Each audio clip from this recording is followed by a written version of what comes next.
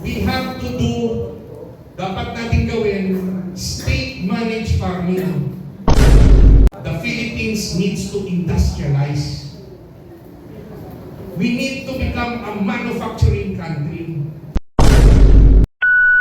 Kay Tatay Digong, sa ating narinig, ang kalagayan ng Pilipinas ay sinabi ni Doc Edwin. Yung ating nararamdaman, sinabi niya rin. At yung helplessness, at yung iba mas malala, hopelessness, nararamdaman natin. Na-trap ako ngayon sa sitwasyon ko. Hindi ako mayaman, isa akong trial lawyer, pero hindi ko mabitaw-bitawan itong politika sa ngayon. Dahil sa inyong suporta, yung isang attorney-in-law na hindi mayaman, nakakuha rin ng isang respectableng boto. At sabi ng iba, na yung mga Duterte 10, nanalo raw. Kaso, hindi naging malinis ang eleksyon.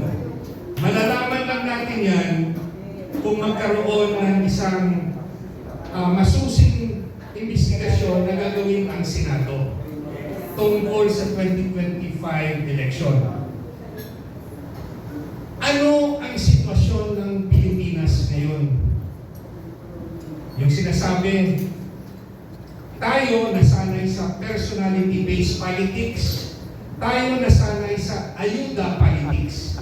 Tayo nasanay sa mga leader ng kanya-kanyang lugar kung saan may mga utang na loob ang karamihan sa mga masang Pilipino. At yung hindi masa, ginagawang negosyo ang politika. Kung yung ugali natin ay patuloy na ganyan, sa tingin nyo may pag-asa pa bang ma-reforma ang Pilipinas? Wala. Kaya nga, nandito tayo ngayon kasi kahit masakit sa ating damdamin ang mga naranasan natin at yung nakikita sa larangan ng politika, nagbibigay pa rin tayo ng pag-asa na ang ating bayan ay dapat huwag nating pabayaan at ipaglaban natin. Laban sa kapwa Pilipino. Itong reforma, pag itinayo natin ito, anong direksyon nito? Sasabihin lang ba natin sa ating mga seminar, sa ating mga pag-uusap, ang problema ng bansa? Sasabihin natin korupsyon, sasabihin natin kahirapan, sasabihin natin ang pagsamantala ng mga leader natin. Pero yung tanong ko, anong gagawin natin? Anong gagawin natin? Alam natin ang problema, pero anong gagawin natin? Kaya ba natin labanan ang sistema kung saan may good buying? O tumakbo si sana Gobernador Densing na. Pero may resources pa si former Yusek Densing na ipaglalaban ang isang nalinis na eleksyon sa lugar niya. Anong gagawin natin? There's helplessness. Kasi yung mga naririnig natin, masyadong magastos ang eleksyon. Kaso, wala namang magre-reklamo. Takot naman yung may nakakaalam. Kasi pag nilabanan mo ang sistema, gugulo ang buhay mo. So, paano natin lalabanan yan? Hanggang ba sa pag-uusap lang natin? Tatayo tayo ng reforma. Ang dami ng mga kaalyado natin sa Duterte na nagtayo rin ng kanilang mga grupo. Nagpapalakas din sila. Pero bakit sa party list, hindi maganda yung ating showing? Nanalo yung Duterte Youth, disqualified. Galing si George Garcia. Tama. Ang sa aking tingin, Palitan. kung itanong niyo sa akin, saan o ano ba ang direksyon ng ating grupo? Dapat nakatuon tayo sa 2028 election at kung gusto natin may pag-asa ang ating bansa, ang dapat na susunod na presidente ay presidente ng reforma.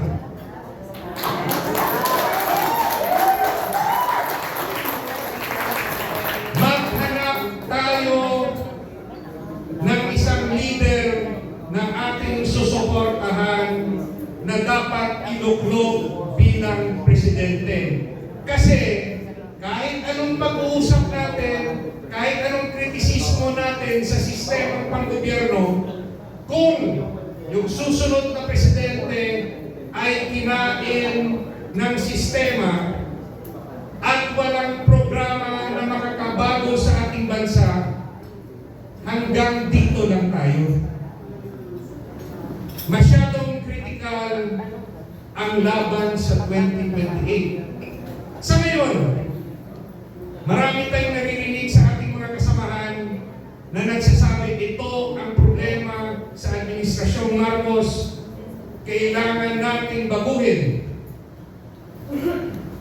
Pero kung hindi natin mailuklog ang ating napiling presidente sa 2028, napakalakas po ng kapangyarihan ng isang presidente.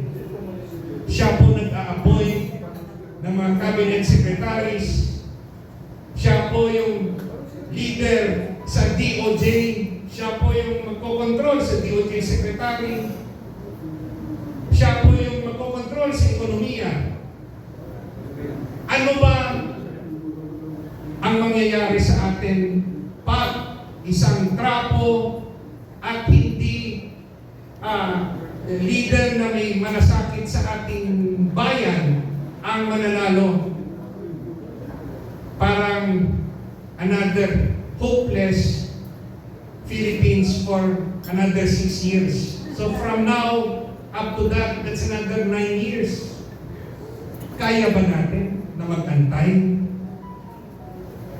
Ang ibig kong sabihin, kahit anong pag-uusap natin dito, tutukan natin, maghanap tayo ng ating susuportahan at maging united tayo kung sino ang iluluklok nating presidente. Now, pag napili ba natin, assured ba tayo ng mababagong Pilipinas? Hindi pa rin. Dahil kahit malakas ang ating presidente o ang ating presidentiable, kung hindi natin marereforma ang COMELEC, ang eleksyon, sa tingin ba natin magiging patas ang laban? O magsususpecha pa rin tayo na ang vote counting machine ay hindi accurate? Yung talaga bang boto natin ay yan ba ang talagang bibilangin ng makina? O dapat nating ilaban at hingin sa COMELEC na dapat manual counting tayo at the precinct level? Para ang representatives natin meron election return. At yung transmission, saka na maging electronic. So it should be a hybrid. Kasi tayo, buboto tayo sa balota, kakainin ng makina, lalabas ang resibo. Yung iba nagrereklamo na hindi pareho yung lumabas sa resibo sa binilang. Yung iba nagrereklamo, bakit overvoting? 12 na naman yung binoto nila. At ganun ba ka bobo ang mga Pilipino? At magkano? Ilan raw yung overvoting? 18 million ba? 17? More or less? Ganun ba karami? 17 million ba ng Pilipino ay boboto ng more than 12? Kung yun yung, kung tama yung sinabing figure, 17 million, okay, gawin mo ng 6 million. 6 million vote could swing the result ng senatorial.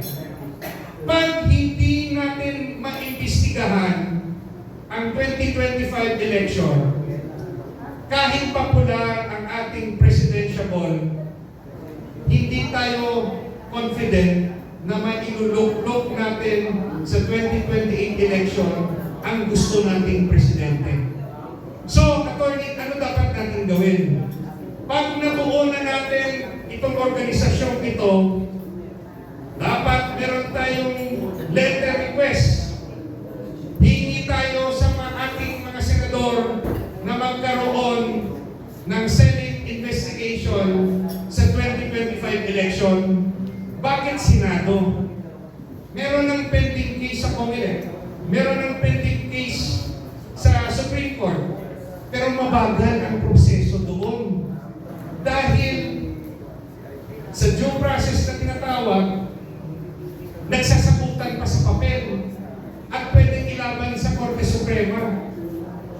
Pero kung Senate investigation, di ba nakita natin yung quadro, ang bilis? Pag sinabi na yung isang dokumento, dapat ibigay, otherwise makukulong. O di gawin rin ng Senado para mabilis ang investigasyon sa eleksyon. Yan po ang nakita natin na pinakamabilis na paraan at pinakamura.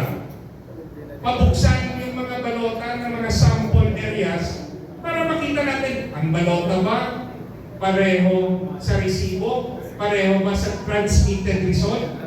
Kung pareho, di talagang nagkulang tayo sa kampanya. Gaya sa akin, sa personal, nagkulang ako sa pagbisita sa Luzon at Metro Manila. So alam ko, may pagkukulang sa aking kampanya. Kung totoo man na walang daya, di magpakilala ko ngayon. Pero kung makita natin na iba yung resulta, mahirap po magkampanya kung yung resulta na desisyonan na ng makinarya o ng makina. Nahina mo yung Lanao del Sur.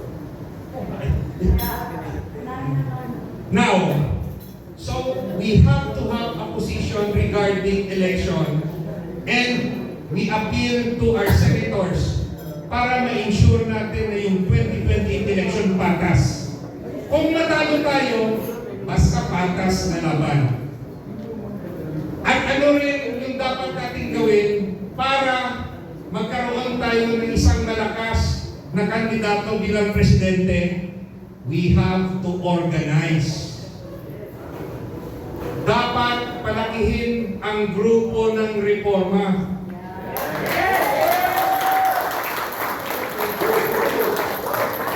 At kung malaki na yung ating grupo, ipaintindi natin sa kanila na kung gusto natin ng tunay na reforma, maglagay kayo ng mga kandidato na sa tingin ninyo ay makakatulong sa bansa at merong konkretong programa para sa ating bayan.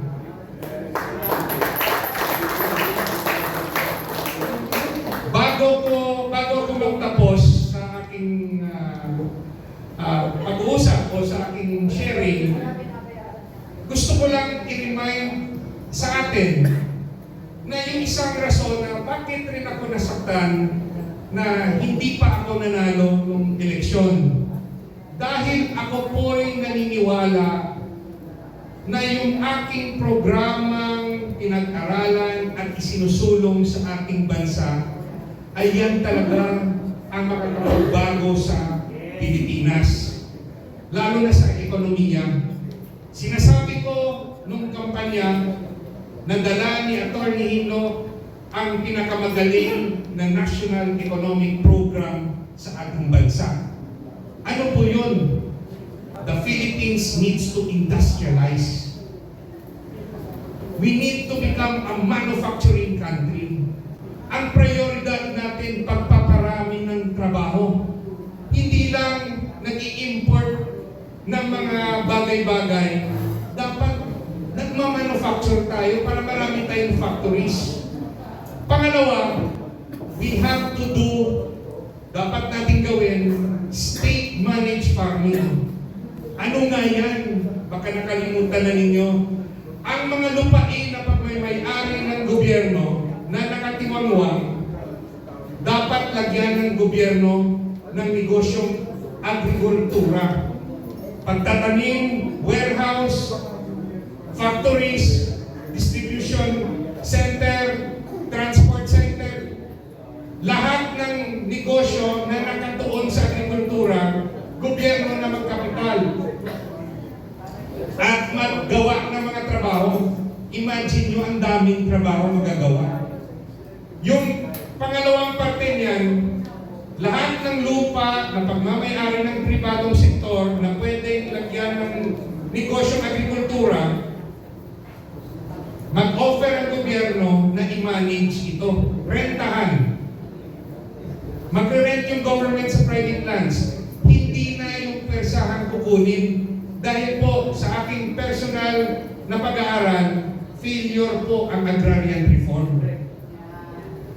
Ako lang po yung sa tingin kong lakas loob na nagsasabi na naging failure ang agrarian reform. Bakit? Kung naging successful yung agrarian reform, bakit pinakamahirap na sektor ang ating farmers hanggang ngayon? Kasi pag binigay sa kanila yung lupa, hindi naman libre, dapat bayaran nila within 10 years. Yung iba nagbabayad, yung iba hindi. Pag nakuha nila yung lupa, yung iba successful rin. Pero karamihan, binibenta nila sa mayayaman, sa subdivision developer. So yung nagbenta ng lupa, kumita sila ng 300,000 example, pero hindi na nabago buhay nila. Balik sila sa mahirap dahil walang negosyo.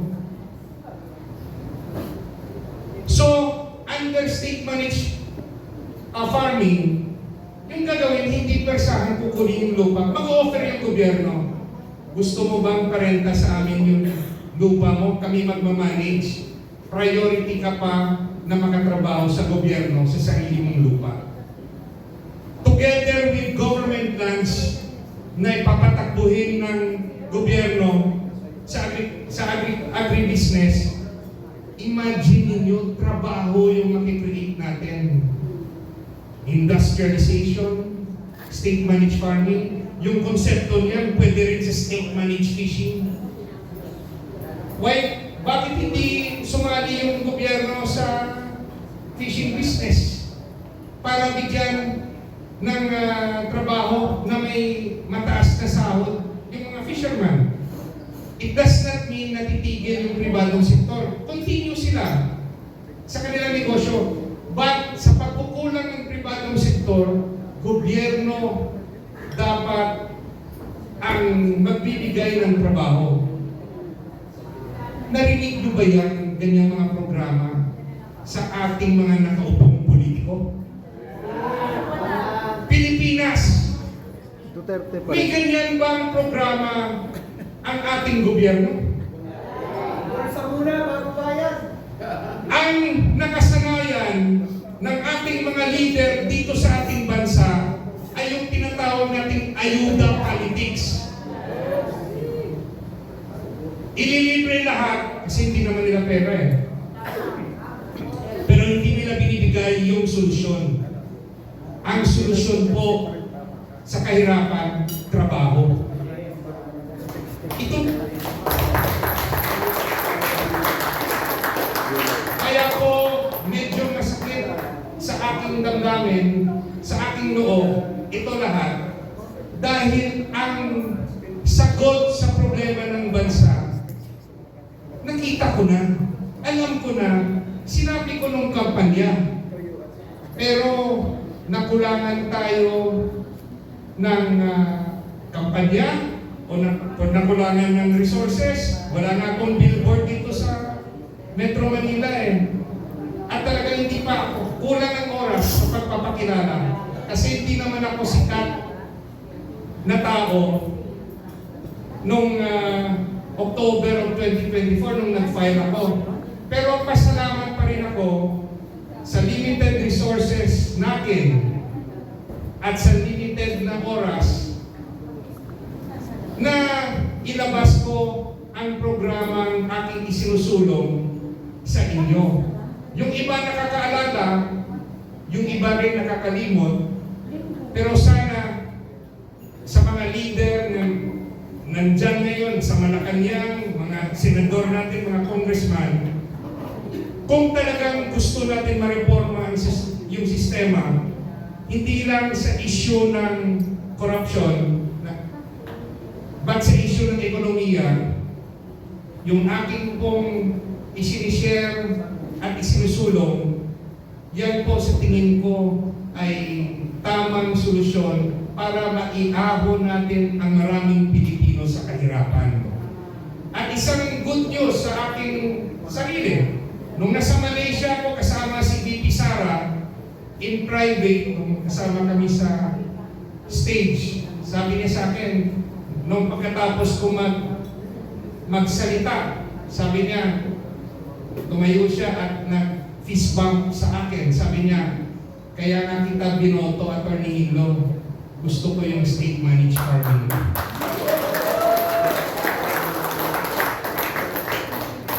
Tayo na sa grupong ito, kahit anuman yung mga issues na ating kinakaharap kasama ng mga kalyado natin sa Duterte,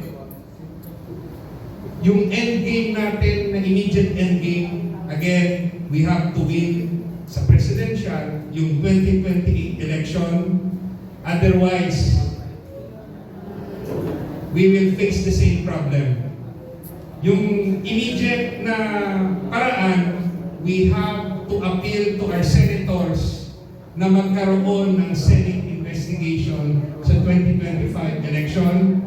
Pangatlo, magpalakas tayo, magparami ng miyembro sa reforma kasi sila, kayo, yung magluluklok ng susunod na presidente. Salamat po.